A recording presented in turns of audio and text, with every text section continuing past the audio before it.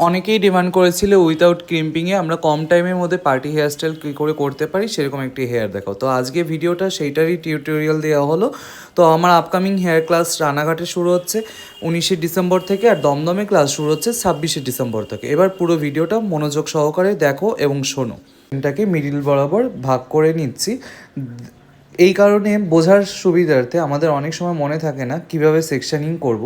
তো সিথি বরাবর যদি আমরা একটা পিৎজার মতন করে সেকশন করে নিই, মানে পেছনে পয়েন্টটাকে মেন রেখে ফ্রন্টের দিকে অ্যাঙ্গেল করে যদি ধরে থাকি চিরুনি, তাহলে দেখবে একটা পিৎজার মতন সেকশন আসছে। তো সেটা বরাবর সমান্তরালে মানে তার প্যারালালে আমরা সেকশনগুলো করতে থাকবো। তার মানে স্ল্যান্ট সেকশন আমরা কানের কাছ থেকে স্ল্যান্ট সেকশন করে করে উঠতে থাকবো।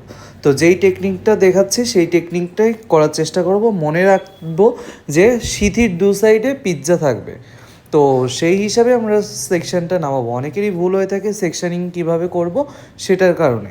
তো আমরা যাই হোক স্ল্যান্ট সেকশন করে কানের নিচ থেকে আস্তে আস্তে এক একটা ব্যাক কমিং করবো। ব্যাক কমিং করে উপরের দিকে উঠবো। যদি আমাদের হেয়ারে অতিরিক্ত অয়েলি থাকে বা সিল্ক থাকে, সেই ক্ষেত্রে আমরা ড্রাই ডাস্টিং পাউডার ইউজ করতে পারি।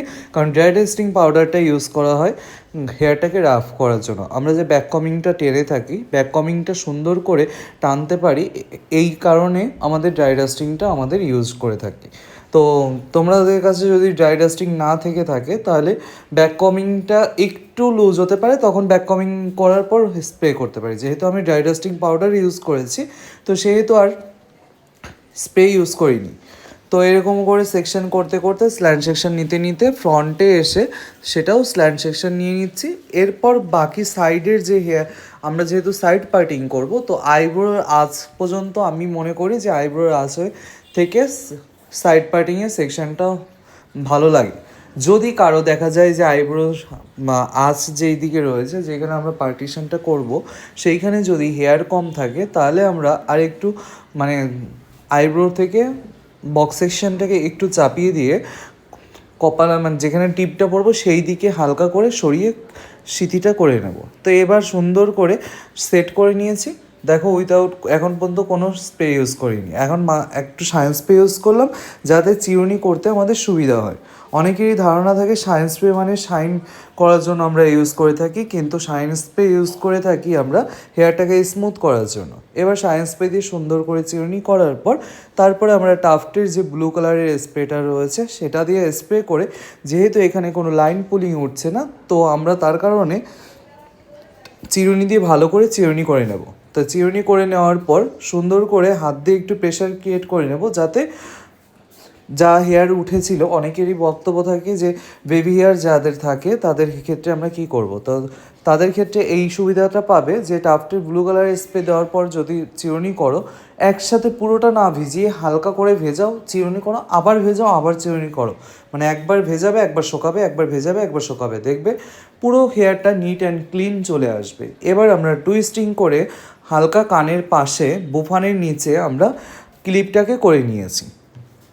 তো এবার এরকমভাবে দেখো কতটা ক্লিন লাগছে। এবার সাইডের সেকশনটা হবে। সাইডের সেকশনটাও সেমভাবে সেম স্ল্যান্ট সেকশন নিয়ে আমরা সেটাকে ব্যাক কমিং করে নিচ্ছি। ব্যাক কমিং করার সময় মাথায় রাখতে হবে, টাইট করে যদি ব্যাক কমিং না করি তাহলে ভলিউম ক্রিয়েট কিন্তু হবে না। আর ভলিউম ক্রিয়েট হলেও প্রেশার যখন পড়বে তখন কিন্তু নেমে যাওয়ার সম্ভাবনা থাকে। তো আমরা যতটা সম্ভব চেষ্টা করব যে টাইট করে ব্যাক কমিং করার।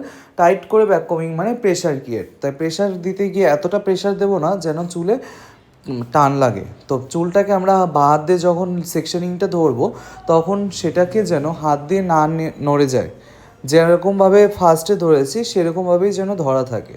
এবার আমরা একটা কার্লস করার জন্য ফ্রন্ট থেকে একটা ফ্লেক্স ছেড়ে রাখছি।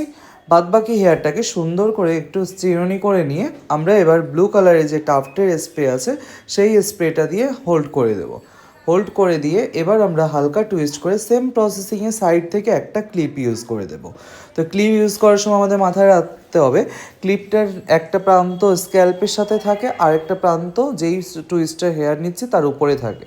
এবার আমরা যে কার্লসটা করব সেই কার্লসের ফ্লেক্সটাকে ব্লু কালারের স্প্রে দিয়ে একটু ভিজিয়ে নিলাম।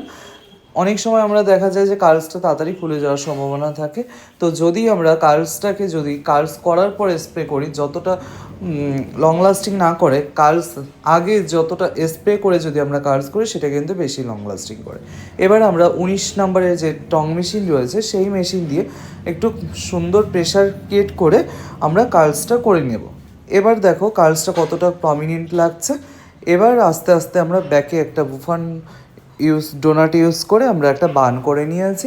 বানের বাকি হেয়ারটাকে আমরা একটা তাওয়া নেটের মাধ্যমে সুন্দর করে টাইট করে বেঁধে নিয়েছি। তো তোমাদের কেমন লাগলো তোমরা অবশ্যই জানিও। আমার আপকামিং ক্লাসে তোমরা যারা জয়েন করতে চাচ্ছ তারা অবশ্যই জয়েন করে নাও। আরও ইউনিক টেকনিক তোমরা শিখতে পারবে। নমস্কার।